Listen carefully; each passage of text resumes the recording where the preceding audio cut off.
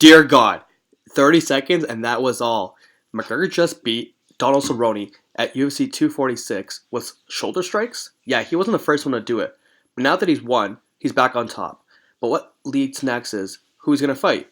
Mystic Mac has a lot of options coming up at both the 170 and 155 division. Let's begin. Now, at 170, Mac has been saying that, hey, this works for me. He has options. He can go after Jorge Masvidal. They've been going back at one another. Even though Masvidal last year said he didn't want to fight McNuggets, he's now open to it because he wants the big money fight. If it's all the same meat and potatoes, why not do that? And it does seem like a perfect pact of violence for both of them. He does have an option to fight Kamaru Usman for the title, and being the three-time division title, oh, man, that'd be amazing to add to the legacy of the Notorious One. Now, if he fights Kamaru, he is a bigger guy, bigger wrestler, and I always thought that back a couple years ago when Conor was thinking about fighting Tyron, I thought that was a mismatch. But now, maybe, who knows?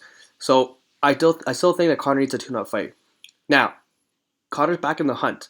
I think it was smart that he won this fight early on in the quarter of 2020, so that if Khabib and Tony Ferguson, for some god other reason, injuries happen once again, he's ready to go to fight against one of them.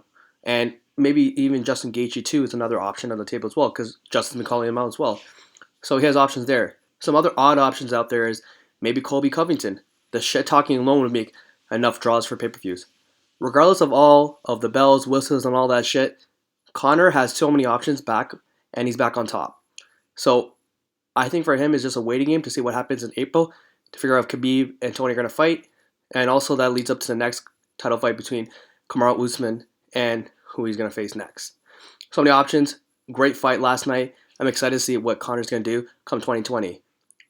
Stay tuned.